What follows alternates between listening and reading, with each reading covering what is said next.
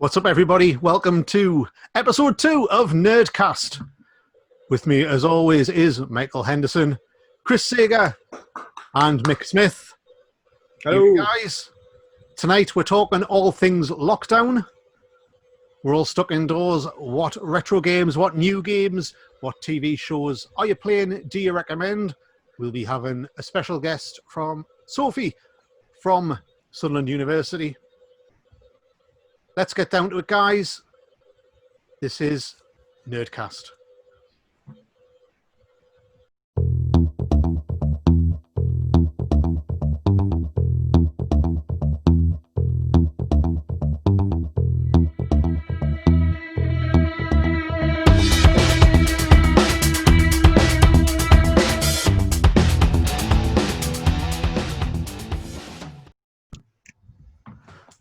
So, guys, we're back again with episode 2, and we're all still locked in.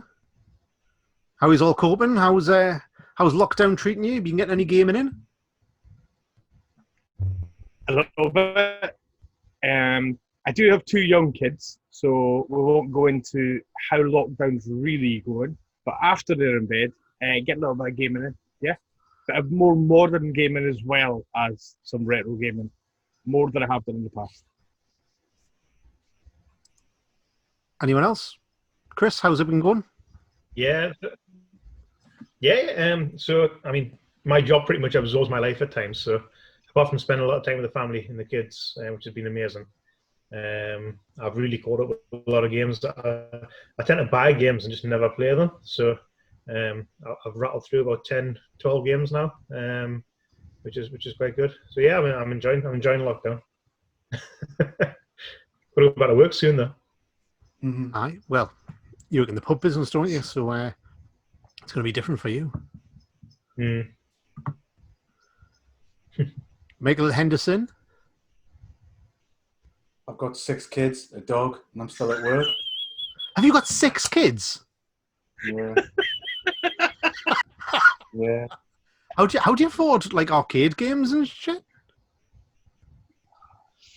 I'll put them to work. He doesn't give them pocket money. What else? I don't know. It's hard work. Wow. But always busy. Always busy with work, the kids. Even at lockdown, we've still got the nerd group to run, don't we? We all do that pretty much. Administrate that. The nerd arcade page. We've got the events coming up still. You've got to plan well ahead, well in advance to run these events, to get them working almost ship shape. Even in the uncertainty of not knowing what's going on at the minute, you still plan as if everything's normal for events in any way. Yeah. So yeah.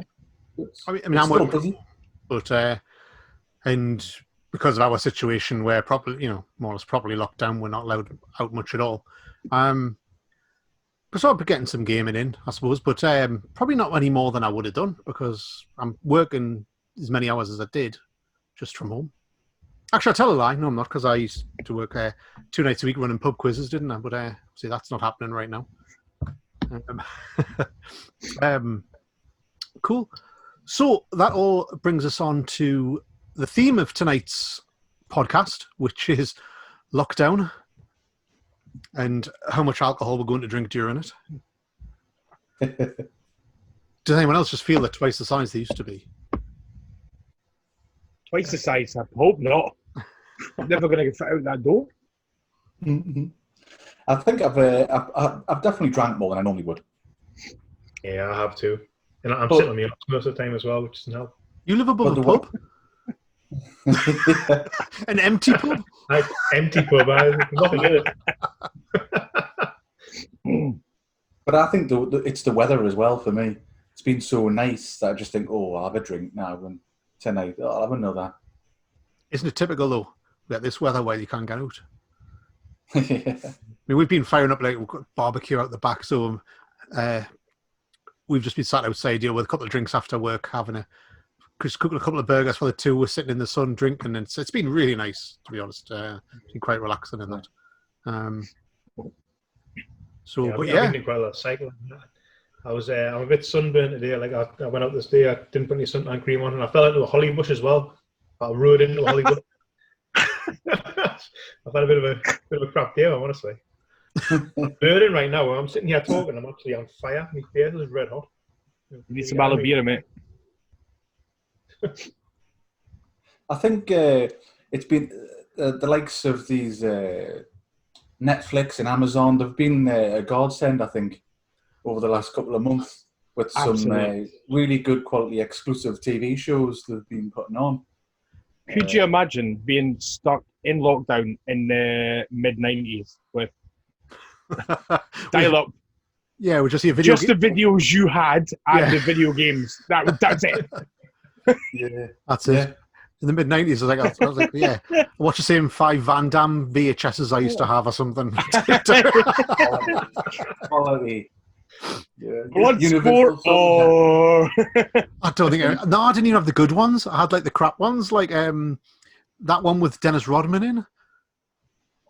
Him and Dennis Rodman go after Mickey Rourke, who's hiding in a football arena with landmines and a tiger. You must have wrote that script because I've not heard of that. That exists. That's a film, and I had it on video. Oh, that sounds really, really good. I'm going to hunt for it tonight. Right, answers down below what the name of that film was. Yeah. Who knows what that is? Ah. Brilliant.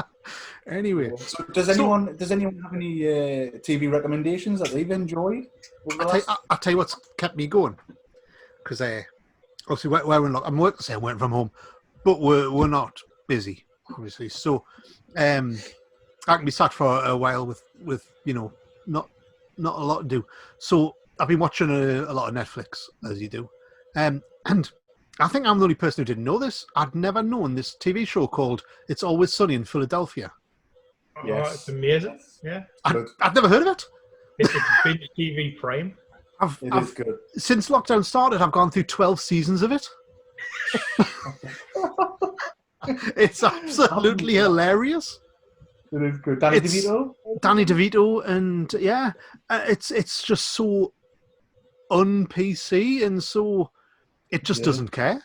It's absolutely fantastic. It seems to like to stick the knife into sitcom tropes and stuff like that. I mean, there's only so many times you really want to see Danny DeVito without his kit on, and it seems to happen more than it should. But honestly, it's got me through lockdown. Absolutely, what a cracking show that is. It's good. And like everybody else, I watched Tiger King. Oh, I haven't seen that yet. Did you hear? What? Did you hear today that Carol Baskin? She's got his zoo, hasn't she? Got the zoo? Yeah, today it's been announced. I haven't seen the Tiger King, but I cycled past somebody's house the other day, and it was like Carol Baskin is a something or other. I can't remember what it was. A massive banner. You probably know more about that than me. That I don't know. But, what in Newcastle? Not seen it, Chris? It was in Ponteland. I cycled past this farm in Ponteland. Really big, massive banner. Yeah. And you've not seen it? It was Carol Baskin is a murderer. Massive banner.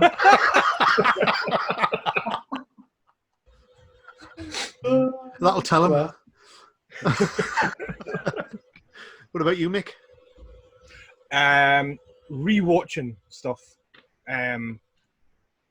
Mostly during the day, when I've got the kids, it's kids stuff until they go to bed, and then I just start rewatching things rather than anything else. Although I did start a new one called Upload on Amazon Prime. Basically, it's set in a slight future, I think. I don't know how far, but when you die, you can be uploaded to heaven. Okay. And there's different parts of it, and the guy ends up in a good part of it. And I'm not that far into it. It seems all right, but we'll see. I don't know. But rewatching things like Buffy the Vampire Slayer when I go to my bed, kind of beat a bit of Buffy the Vampire Slayer. You go to bed and watch Buffy the Vampire Slayer.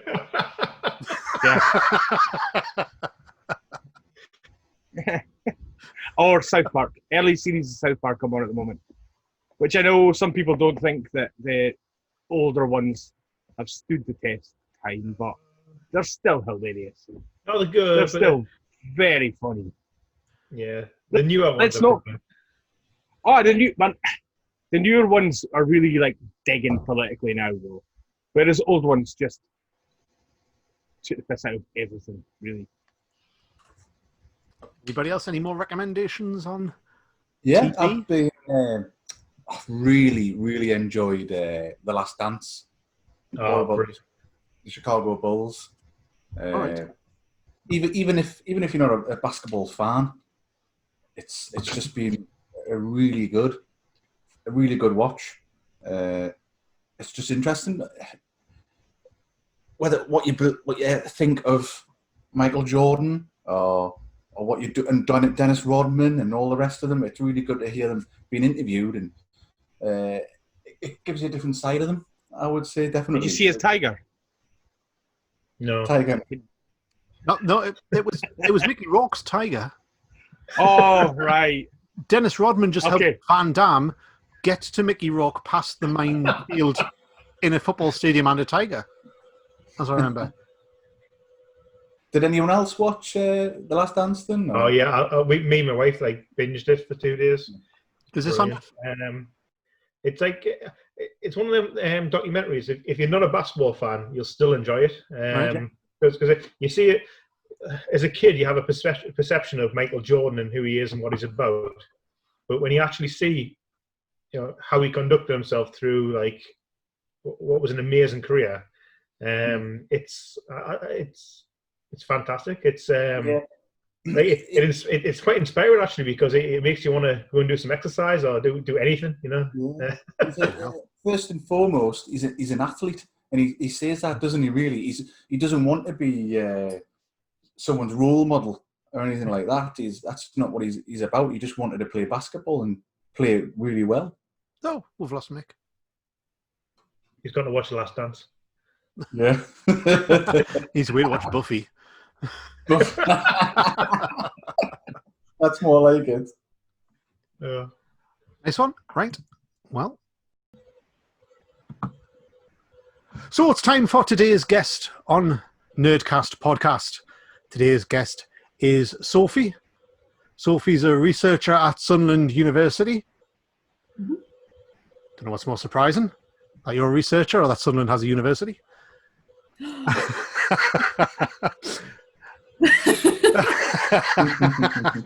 I don't think I'm allowed to comment on that. No, but it tells you everything you need to know about Sunderland University because she's got questions about video games. So, so she's done some research combining a love of video games. And so, first of all, Sophie, before we get into that, tell us a bit about yourself. That is a very broad question. It's a broad question. We want some broad answers. Who is Sophie? And what is Sophie with video games? So, I have been a gamer for quite a long time. I only recently sort of got back into video games because while I was studying, everything else got put on the back burner. So I did my undergraduate degree, a master's degree, went straight onto a PhD, and sort of everything else got put on the back burner. Towards the end of my PhD, I made the really wise decision to buy a PlayStation 4. And it's just kind of taken off again since then. So I kind of have experience both of retro gaming and modern gaming as well. My initial research area was actually nothing to do with video games, not even slightly to do with video games. This is definitely a new area for me. I'm a cognitive neuroscientist by trade, which means I'm interested in how things in the environment impact the way that our brain works, and I'm also interested in how that affects our behavior. Wow. So the argument for me looking at video games is essentially they are, like anything else, a rich source of information. Like there's visual information, there's auditory information, we can learn things from playing video games, we experience things playing video games, we can develop certain skills playing video games. And the argument really in sort of the sphere of research that I'm interested in is that we should, because so many people play video games nowadays, learn a little bit more about the effect that they can have. And I think all too often there's a lot of negative press coverage around video games. Like as soon as you start talking about video games and behavior, everybody's mind goes to aggressive behavior and violent video games. But the actual research is a lot more varied than that, and it's a lot more inconsistent than that, which is both good and bad. So yeah, that's kind of where I'm coming from in terms of my love of video games. I think you're absolutely right.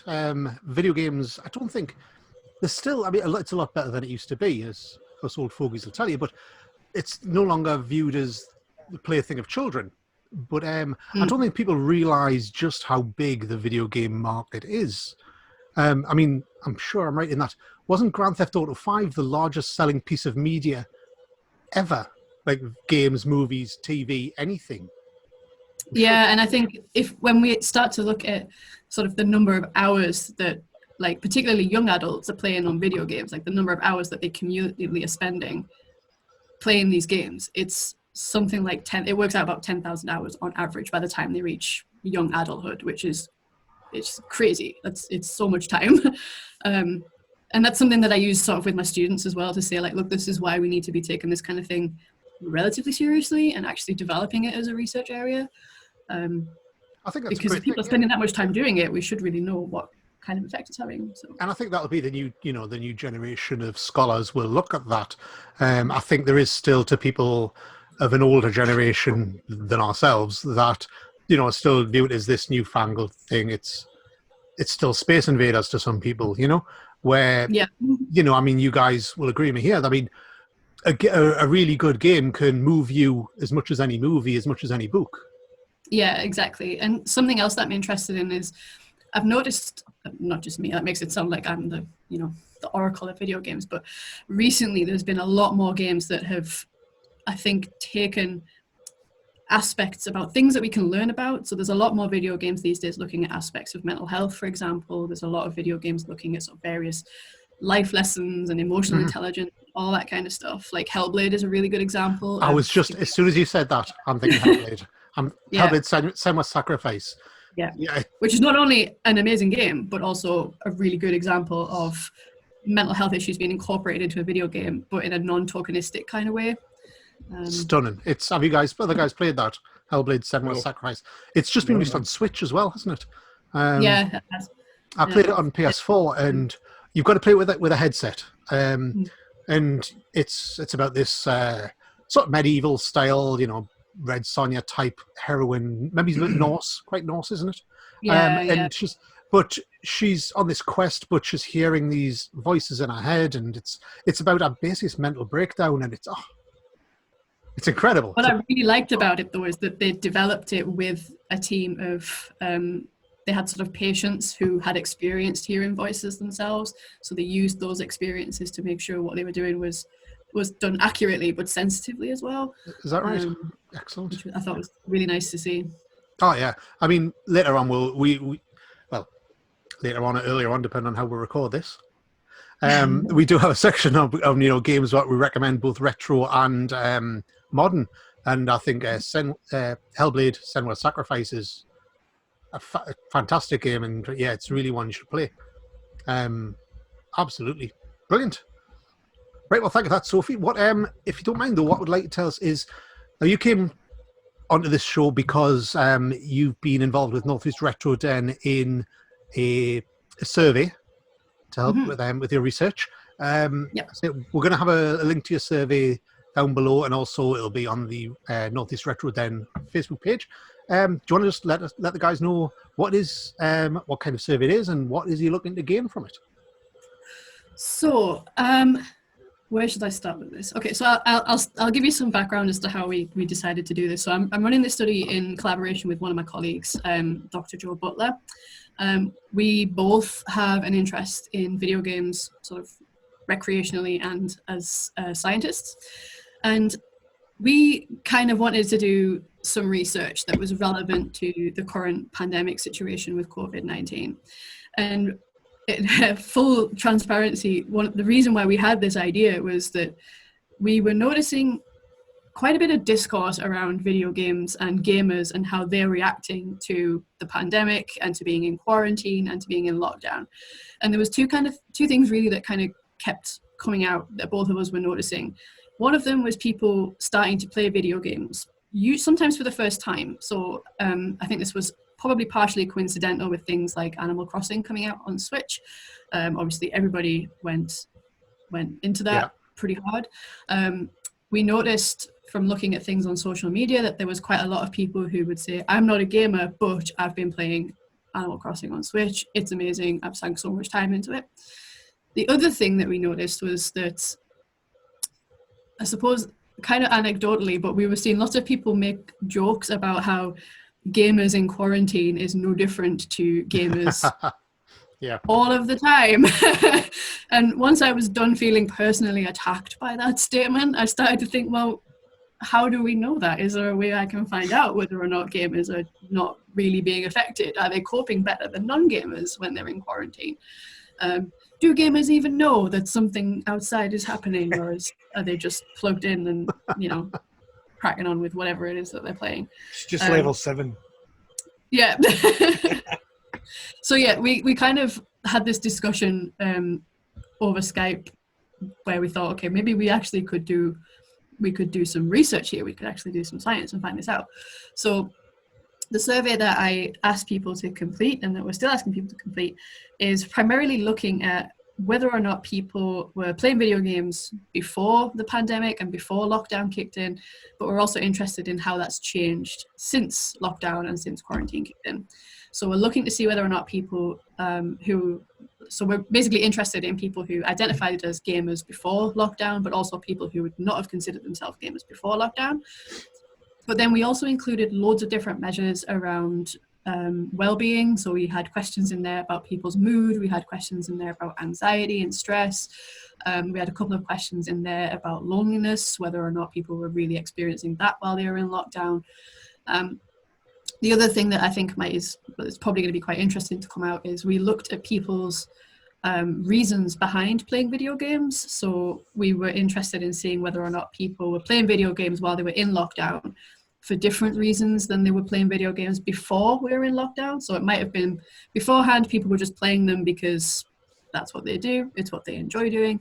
But during lockdown, they might have started playing video games more often, and they might be doing it for slightly different reasons. So for example, they may have been furloughed and are feeling a bit lost. They might have a change in routine. They might not be accomplishing things in the same way that they would be if they were going to work. But doing something like video games, unlocking achievements, completing video games, that kind of thing, is almost a sort of proxy way of getting those same feelings, those same achievements as you would have done outside of lockdown. I hope that makes sense. No, absolutely it does. I mean, one of the topics tonight on the chat is the lockdown and how it affects us, and what we've been doing and how it's been affecting everyone. And this ties brilliantly in with it. So I'm really excited to see, because I'm interested to see whether or not people who are sort of lifelong gamers or who have extensive gaming habits, are they coping better because they're just more, like maybe they have developed skills or something from playing video games previously that's enabled them to cope with not being able to go out and see people. We're more used to, communicating in team chat or on mic or whatever it might be when you're gaming. That's not a huge leap to us, but for some people who've maybe never video gamed before, they might never have done that. So I think that'll be interesting to see. Well, I think it's been shown by, if you take a look at the likes of CEX, casual systems like the Wii have rocketed in price. You could CEX, Amazon, things like that. A month or two ago, there were you could pick them up at any boot sale for a $5. Now all of a sudden they're £100. Wii Sports, everyone wants again. And that can't be a coincidence. People are stuck in the house thinking, well, the Wii, you can play together, and that was always its hook, wasn't it? And I think, especially with things like the Wii and like Xbox Connect and all that kind of stuff, it's allowing people to get some form of physical activity as well, which a lot of people are obviously missing the gym and things like that at the moment. We're only allowed outside once a day, or we were only allowed outside once a day. So yeah, I'm really interested to see what the effect of people's gaming habits during lockdown have been, but also on the basis of what they've done previously, and whether or not different motivations for gaming or different reasons for gaming have different impacts on people's well-being and people's, essentially their mental health at this point. Just to Fantastic. see how people are coping, really. Great. I So, haven't analysed the data yet, so it's all hypothetical at the moment. So well, I've well, got like 600 responses to work through. So. well, we're going to be putting the link in the description here, and there is also a link on the Northeast Retro Den Facebook page. That'd be great. So Yeah. hopefully everyone... More data is always good. Even more data. Chip in with any comments, any questions for you. I'm sure there'll be a few. Yeah. Yes, always need feedback on studies. Yeah. So at this point, then, that to one side, to lighten things up, what we usually do with a guest is we ask them a few questions. Not scary questions. Not scary questions, no. I didn't revise for this. You can't revise for this. No.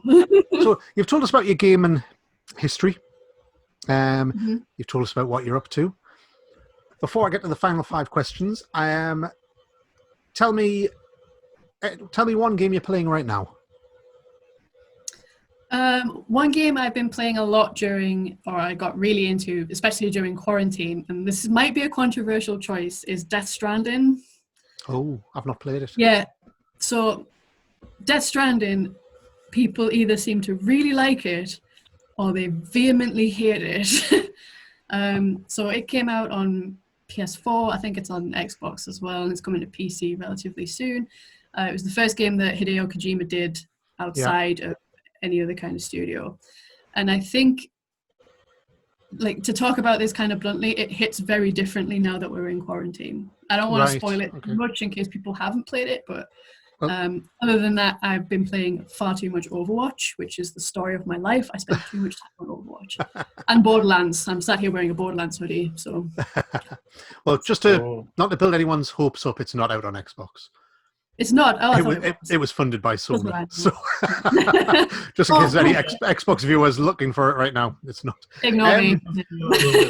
You tend to find that Hideo Kojima's stuff is diverse of any way. Are you a fan of his before? Did you play any of the Metal Gears? Or I didn't know. I kind of only really decided to pick up Death Stranding because one of my favorite voice actors is in it. So Troy Baker is in it, and I'm, interested in what he's doing. But also, I was interested in seeing it from the trailers because the trailers just gave nothing away, which was kind of typical Kojima, I suppose. It's basically Norman Reedus on a beach, wasn't it? Yeah, and then there was a baby, and there was some like zombie things, and I was like, all right, let's see what that's about. All right, so Sophie's recommendation for a lockdown game, Death Stranding. It'll give you a different view of life in quarantine. There we go. Not sure if it's a good view, but... All right. Last questions, we call them the final 5. These are quick fire questions on a variety of geek culture. It's an and/or question. Don't worry about it. It's really straightforward. People are going to judge me for saying Death Stranding anyway, so... They are. They 100% are. No judgment here. All the other gamers in the office have already criticised me for that. Okay, well, sorry, I'll beat you all. Hideo Kojima's best game is not Metal Gear, it's Zone of the Enders. Right, there you go. I'll get all the hate now. So, final 5. Freddy or Jason? Jason. 100%, yeah, Jason. Yeah. I looked like I thought about that, but no, Jason. Han Solo or Indiana Jones? Oh, Han Solo, easy. Oh. It's got to be Han Solo. I say that, and I've got a Kylo Ren poster on my desk, so that's maybe controversial, but yeah, Han Solo. Like a bit of the dark side. Okay. Yeah. Crash Bandicoot or Spyro the Dragon? Spyro. Spyro is much less irritating. I disagree. I don't know which answer is like offending people more at this point. No, these are as unoffensive questions as I come up with. Like I say, Chris was running. Spyro is a dragon. I mean, come on. I suppose he's a dragon. It's okay. Gotta be Spyro. I mean, like Game of Thrones, the dragons. Okay. Gotta be Spyro. Sega or Nintendo? Nintendo. Yeah, I grew up with Nintendo, Game Boy. Game Boy? God. The original Yeah, green screen one? yeah, I had a big chunky grey thing with Donkey Kong Land. Was my first ever game. My sister had a GameCube growing up, and then we had Wii, so it's got to be Nintendo. Definitely Nintendo. All right. And Daryl Dixon or Rick Grimes? I'm gonna have to say Daryl Dixon. I'm way behind on Walking Dead. I haven't watched it for so long, but we've already talked about Norman Reedus, so But it's Norman Reedus, and you're like, yeah, gotta rep my boy. This one? I still feel like Rick Grimes has become too much of a meme now. He'll be a meme by the end of this, yeah. All I can think about is the coral memes. Or, yeah. Gotta be Daryl Dixon. Nice Sorry. one. Brilliant. Well, thank you very much for joining us, Sophie. Like I said, the links to your survey will be in the description down below and on the Northeast Retro Den Facebook. Amazing. Thank you for having me and for letting me have some more guinea pigs from you. It's nice to have a different opinion on here. Chris is sitting there seething about the Nintendo comment, but That's the first and last time I'll ever be on here. no, it was the right answer. Brilliant. Well, Sorry, no, sorry. thank you very much. I hope you watch the entire podcast when it comes out. I will. Yep, I will definitely. And hope to see you on Northeast Retro Den. Any of the guys got anything to say, or should we just? Just thank you for coming along, Sophie, today. Thank you. No problem. Thank you for having me. Really, Thank you.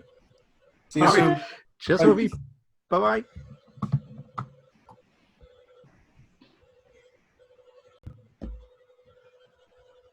So, guys, on this lockdown edition of Nerdcast, next topic is buying and selling during a lockdown. I think we've all noticed a spike in certain games. As we mentioned in the interview there, Wii's themselves. I know some of you guys like to buy and sell a lot. Michael? What sort of things are you seeing spikes in? Are you having problems buying and selling? Obviously, we can't go along to Kevin Moon's shop at the minute. How's things working for you? There's been a huge market at the moment. I'm finding for consoles, not just the Wii, although I do know the price of the Wii has shot up and everyone has took notice of that. But I find the PlayStation 2, that's also shot up massively. The price of the consoles and games together, Mega Drives and PlayStation 1s as well. PlayStation 1, yeah. I have to say, I mean, obviously, because I'm a trader as well at events and things, so I have stock. But I have sold quite a few PlayStation 1s, PlayStation 2s. And for me, because events have been cancelled, I thought I was going to be left with a lot of consoles, a lot of stock and games, and I haven't because of the lockdown. People have been bored and they've been buying them, they've been snapping them up left, right, and centre. I've probably sold more now than I would have at an event, at any event this year. I haven't put huge market prices on them either. I just wanted to sell them, like I normally would. But it's been great for me in that way, that respect. But it is crazy. You look at Wii Sports, just there on eBay, sold listings, it's over £10. It's a lot more than £10 now, yeah. Yeah. £27, somebody said to me the other day, £27 to pay for it. Yeah. Crazy, isn't it? And equally the Switch. I noticed that on Switch, you kind of get them.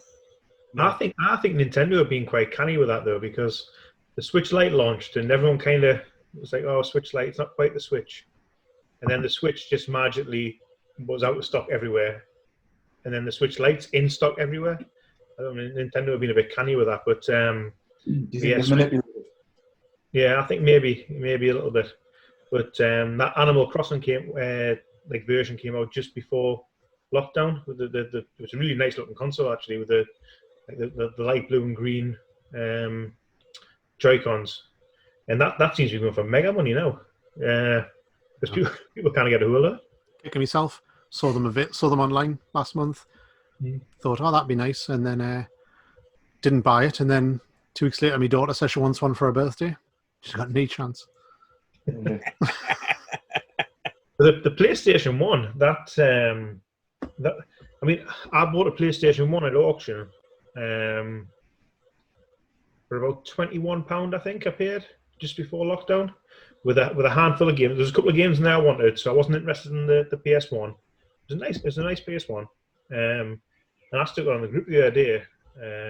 £23 I wanted for it, with a demo disc, a memory card, and a control pad. And I thought I was being a bit optimistic there because it's a PS1, and it got snapped up. Everyone was raving about it, and I realised afterwards, John had bought it. And I realised afterwards they're going for like a fortune now on eBay. Everyone's after them. Yeah. They've jumped. Yeah. 20 quid for a console controller and your hookups and stuff. No, it's a good deal now. Crazy to think. Sell a few things. I need money anyway. It doesn't matter, but it's.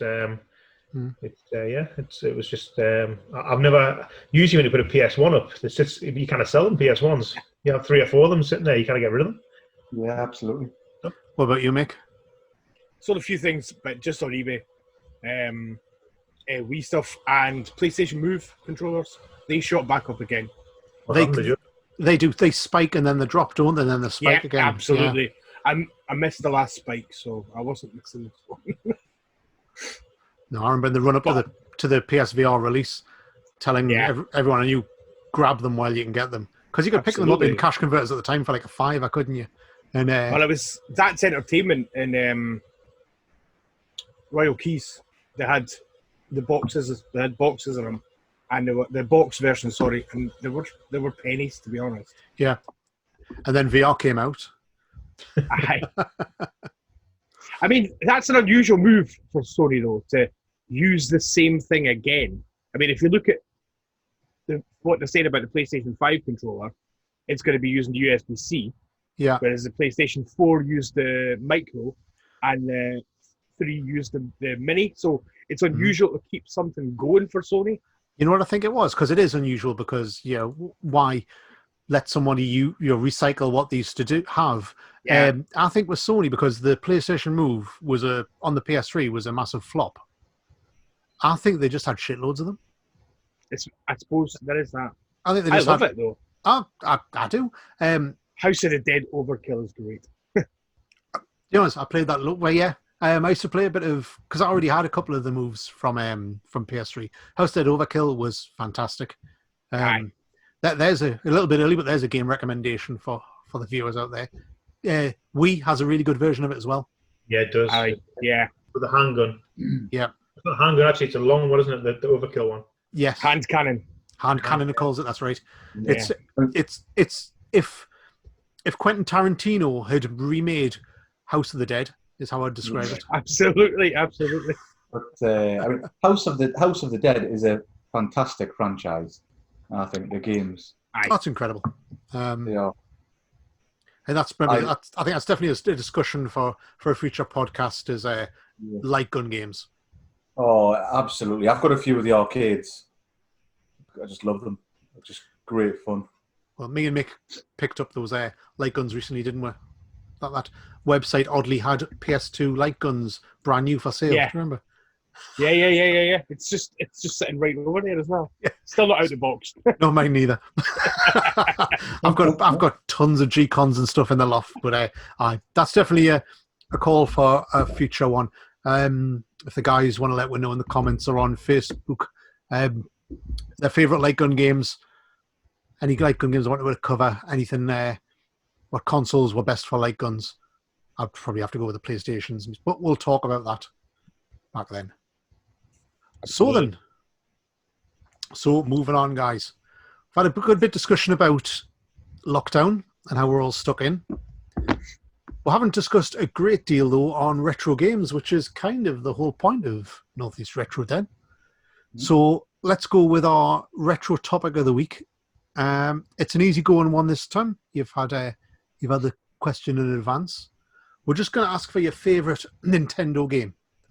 Doesn't need to be Nintendo made. just on a Nintendo console. Can be any Nintendo console. Just which one do you recommend? And I'm going to start with Mike Smith's Pop Picks. It's got to be Duck Hunt. Have you not got the Excuse me? cartridge? Mainly because it's a light gun game. That's all. And also, seems we weren't moving on from it really. But I never had any Nintendos when I was young. I grew up Sega. When I started getting consoles, it was all Sega. And a couple of mates who did, and all I ever wanted to play when I went to them was Duck Hunt. I never had a light gun for the Master System.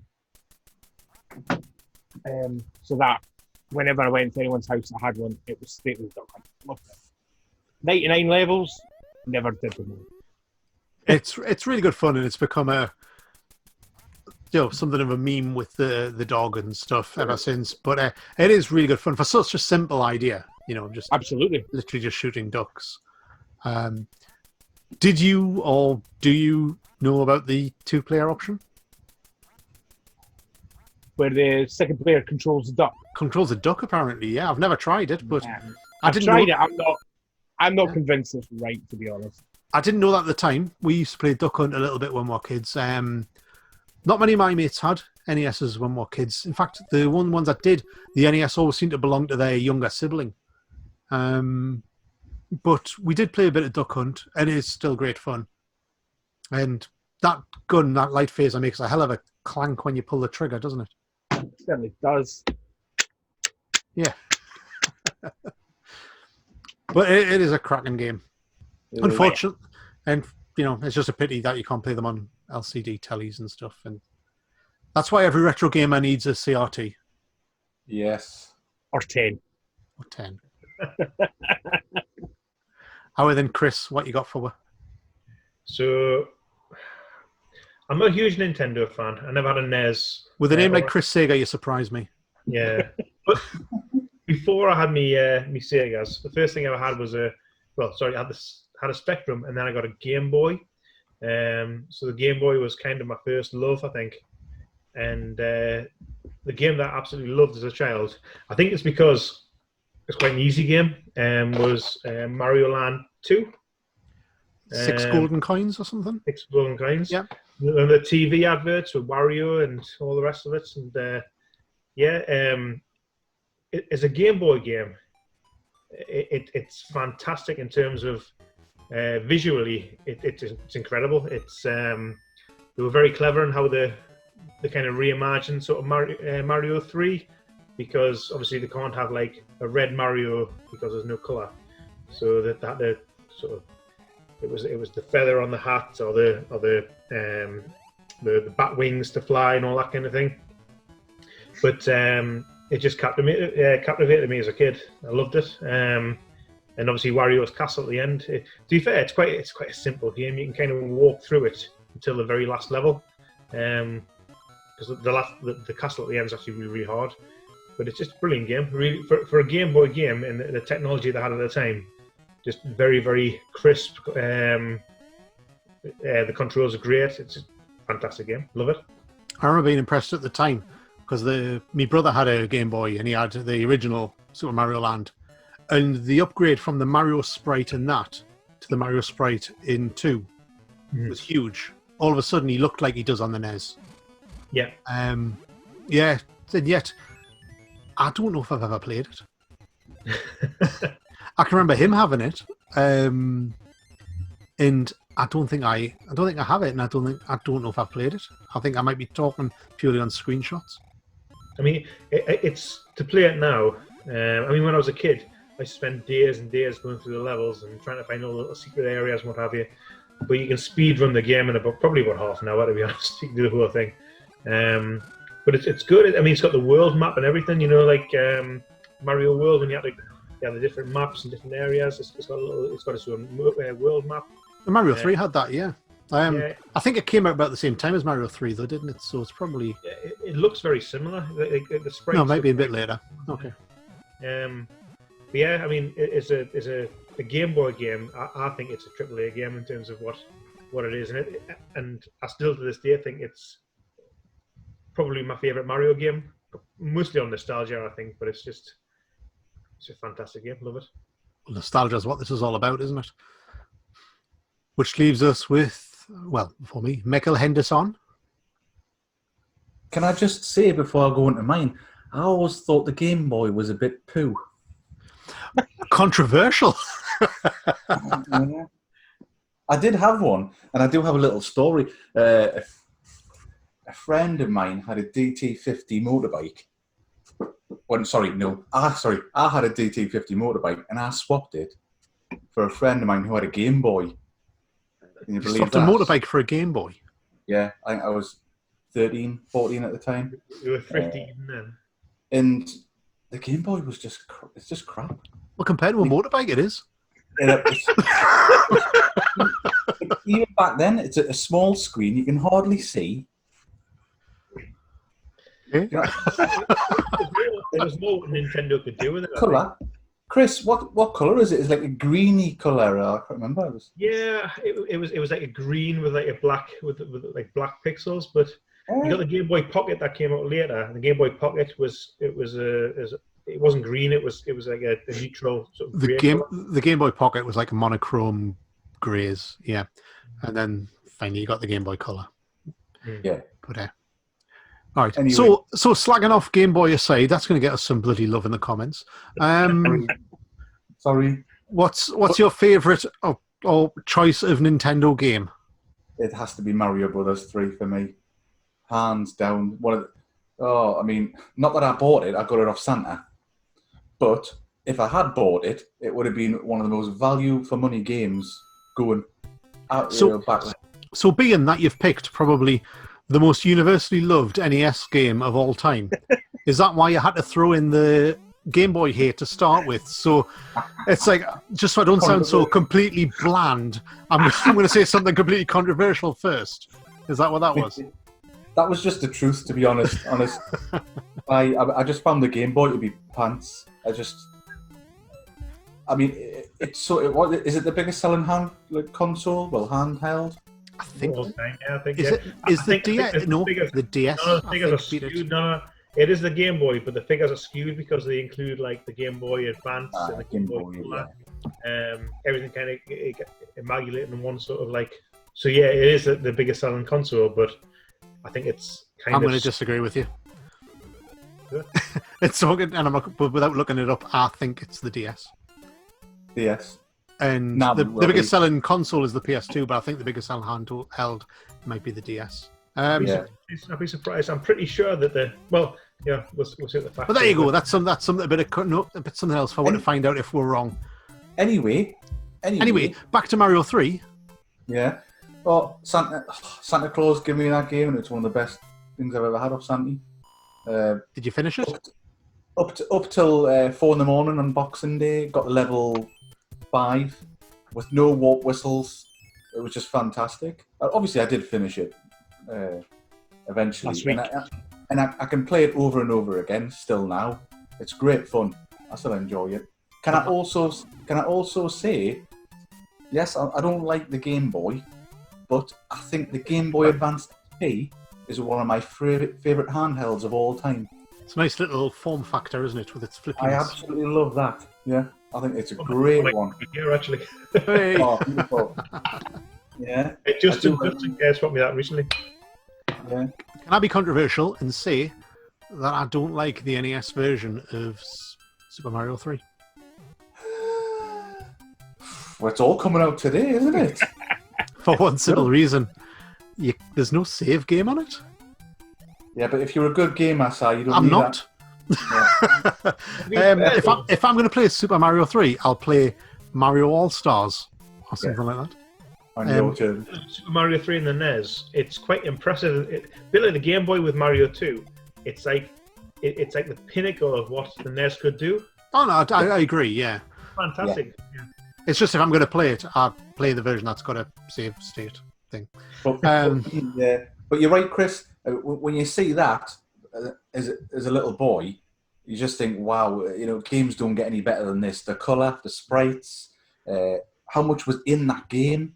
It was just absolutely amazing, wasn't it? First time I saw it was on the 15, Wizard. Michael. Whoa, whoa, whoa! One at a time, lads. One at a time. So you're about 15 then? Who, me? Yeah. Now, so the first time I saw it was The Wizard, the movie with Fred Savage. Oh, yes. Remember, it was the game they play at the end. Until then, I don't think I'd seen Super Mario 3. But it's a good choice. Yeah. I can't slag off Super Mario 3, can I? I'm not it's Super Mario 3. Okay, I'm going to pick your mine. say? Mine. Also, I changed mine from what? So, I haven't. It's not a NES game. I've chosen. Oh, is it too bright? Chrono Trigger. Chrono On Super Nintendo. Absolutely fantastic JRPG. Unlike a lot of JRPGs, it's not difficult to get into. It's not too obtuse. You usually got a pretty good idea where you're meant to be going. Great story, amazing characters. Sure everyone's heard of it. There's a reason why it's beloved and why, well, cartridges tend to sell for quite a lot, which is why I've got a Japanese cartridge of it. Right, yeah. I don't read Japanese. But I play through a Retron, which has a translation feature in it. So that was my way of owning the game, but not having to pay 200 quid for a cartridge. But yeah, I love an RPG. I do too. Chrono Trigger, it's up there with, say, Final Fantasy V or Suikoden, something like that. It's one of the last great 2D RPGs. And I don't think that's very controversial at all. So No. It's a fantastic. Certainly not. I hate the Game Boy anyway. I didn't say I hated it. Come on now, lads. This is going to turn into a witch hunt, mind you. I believe those were your actual words. All right, fair enough. Fair enough. If not, I'll dub them in. Right. So that's our favourite Nintendo games. I was expecting that to be the most uncontroversial, blandest thing in the world until Michael Henderson decided just to bombshell. Yeah, pipe bomb. So we're also going to go with whilst we're stuck in as well. Modern games. What modern game have you been playing? It doesn't have to be brand new, but it's got to be on, I would say, the last two generations. So PS3, PS4, 360, Xbox One, PC. Michael, I'm going to start with you because I've got a sneaky suspicion what you're going to pick. Could it be this? It could be that. Tell us all about how Mother Russia bleeds.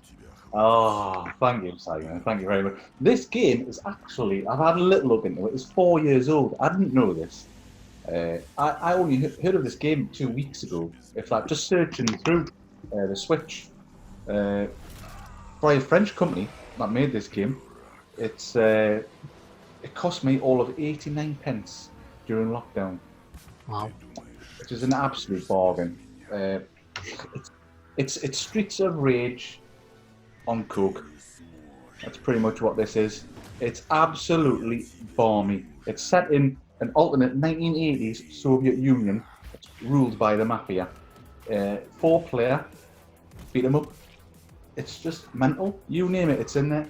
Drugs, killing, blood, puke, swearing, Russians, jails. It's got everything. So you're playing on the Switch, aren't you?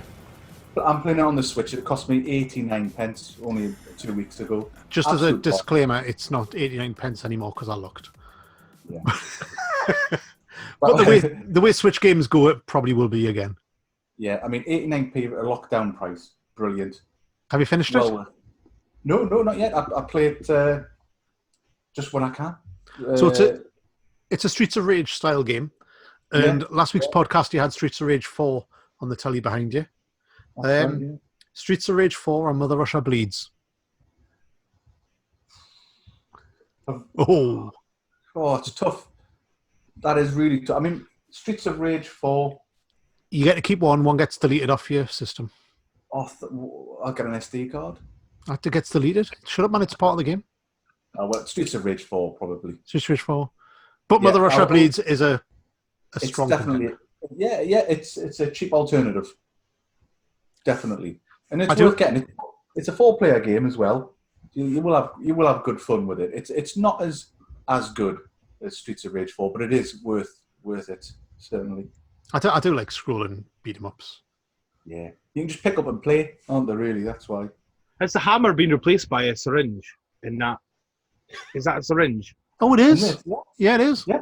Yeah, it's a syringe. What happens is when you're losing Wow. when you're losing life, you syringe yourself with some kind of It's a jizz, family-friendly which podcast. then replenishes your energy. Just like Wow. in real life. Mike Smith, what's your pop pick for current gen game or recent gen game?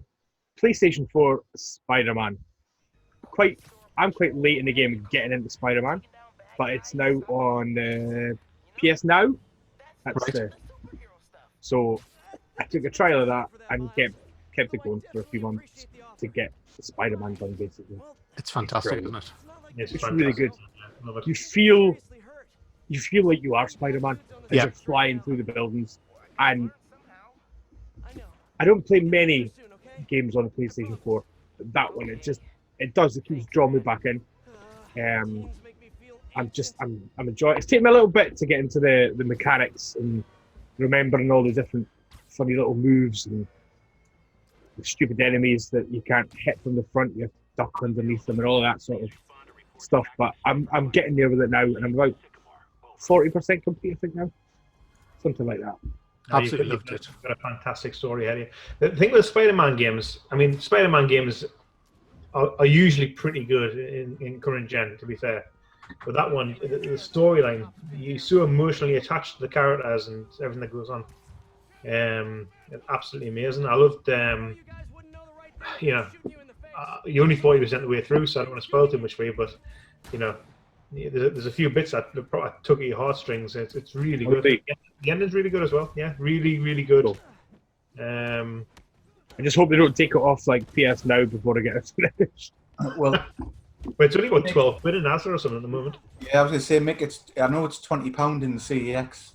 It's Okay. it's 15 on the Days of Play sale, $15.99 that starts tomorrow. The Days of Play, so It's one of the best games I've played recently. I've got to be honest, it's fantastic. Yeah, Really- I played it right the way through. Absolutely fantastic. Nice did one. you platinum it? No, I completed all the missions, and I've Yeah. done the first 2 of the DLC missions. I love it, dude. Any of the DLC because I don't pay for DLC. I just refuse.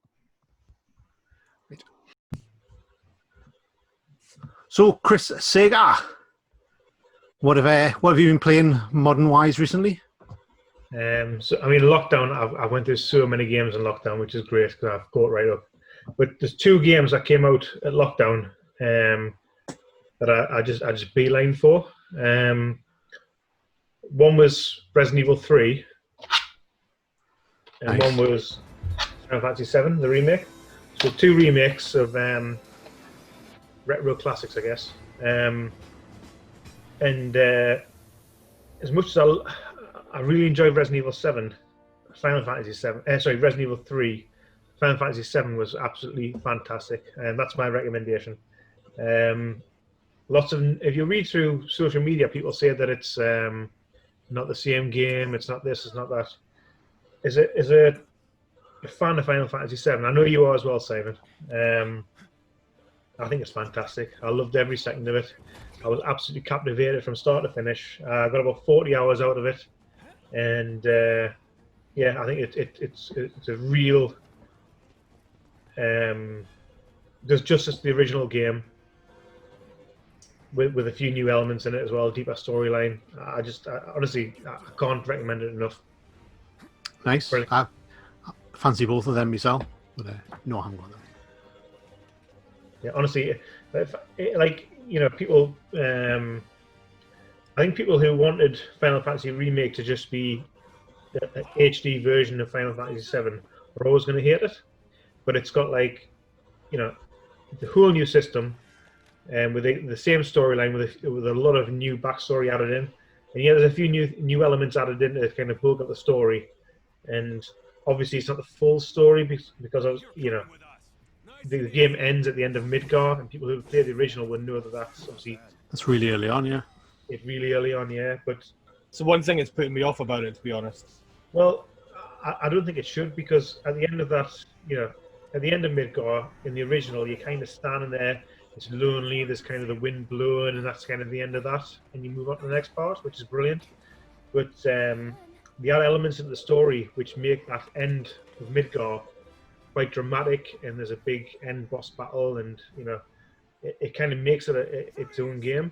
And there's enough there to make it worth the purchase. I think I can't recommend it highly enough. It's really made my lockdown, and it's worth a replay as well, because you can replay certain areas of it. Well, all of it, to be fair. It's broken down into chapters, and you can go back and you can do it on hard mode and get achievements or whatever. Really, really good. And it's fans of the original will really enjoy it, because it's got enough there to make you enjoy the changes. I love it. Brilliant. I'm gonna get it, definitely. I'm glad they have moved a little bit away. I wouldn't necessarily want it just a straight Final Fantasy VII with better graphics. No, if I want to play Final Fantasy VII, I can play Final Fantasy VII, and I've done a few times. I like that they've gone a different way. I played through the demo, and yeah, I liked what they'd done. Seemed like a lot of love had gone into it. So yeah, that's definitely one for me as well. Yeah, and not just that, there's a lot of characters early on that don't really get a lot of, Biggs, Wedge, and Jesse, or characters who are referenced throughout the whole game in the original. We don't really know anything about them, but this game really delves into who they are and what they're about. And it tugs on your heartstrings. It's really, really good. People who appreciate the first one will enjoy this one. If they're not expecting a straight remaster, it's a full remake. It's good. Well, how do I follow that up? my choice is nowhere near as dramatic as that. Mine is Injustice 2. I loved the original Injustice, and then bought Injustice 2 when it came out. And then whilst we've been locked down, me and a bunch of guys have been doing PlayStation parties, playing it against each other online. It does a great mode called King of the Hill, where everyone watches the fights going on, and it's kind of winner stays on. So you can see where where you are, where your 10 pence is on the board, sort of thing, and you're next. And people can comment on the fights as they go, and you can actually bet on who you think's going to win. All right. And we all really got back into it again, to the point where I bought. This is actually the Legendary Edition. Because when we first started playing a couple of weeks ago, say it was me and a bunch of guys, and we all just had the normal edition. None of them had bought any of the DLC on out. And at the end of the play session, I thought I'm going to be sneaky. I went on Amazon and I ordered the Legendary Edition for next day delivery, so that when we played again the next day, I would have 10 characters they don't have.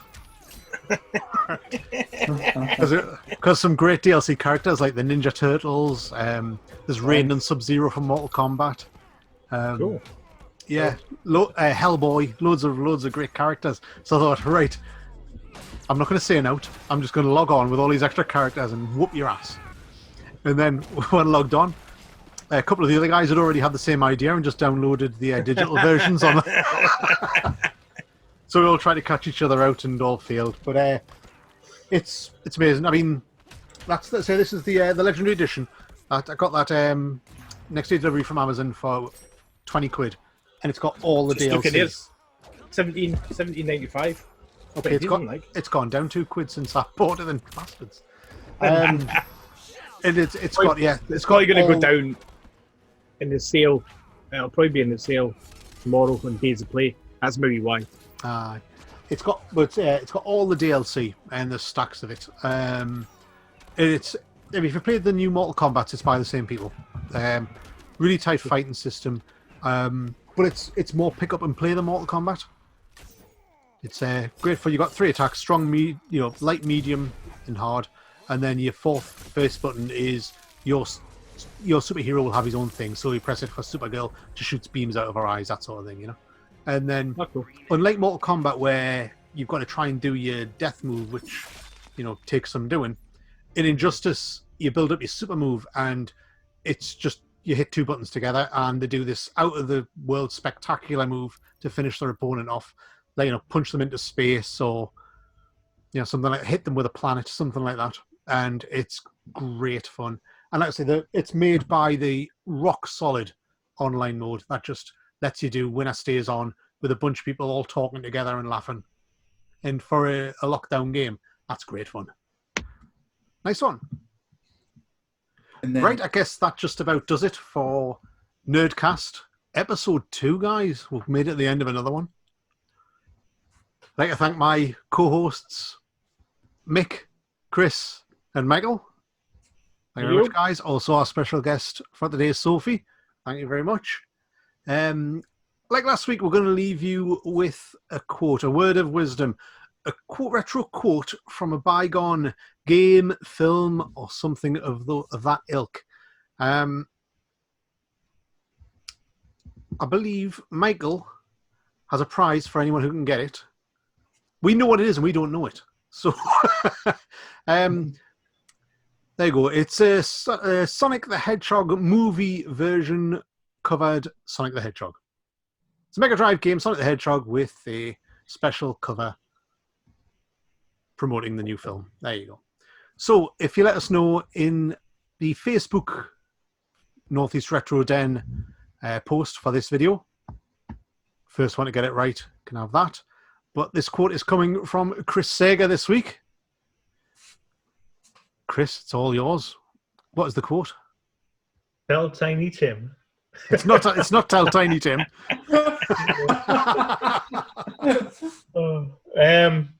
Right, my quote is strike first, strike hard, no mercy. Grinchell. I know. Is it No Mercy? So strike hard, strike first, no strike mercy. first, strike hard. Strike no first, strike hard, no mercy. Right, if you know what he's referring to, let us know in the comments on the Facebook page. You can win Sonic the Hedgehog with its special movie edition cover, courtesy of Michael Henderson. We don't know. That's why we look at it blank. We don't know what he's talking about. He's been saying it all day. You guys should know. You should know. Right, that is the end of Northeast Retro Den's Nerdcast episode 2. Thank you once again to all my hosts. I've been Gamer Si. Keep a hat. See ya. Bye.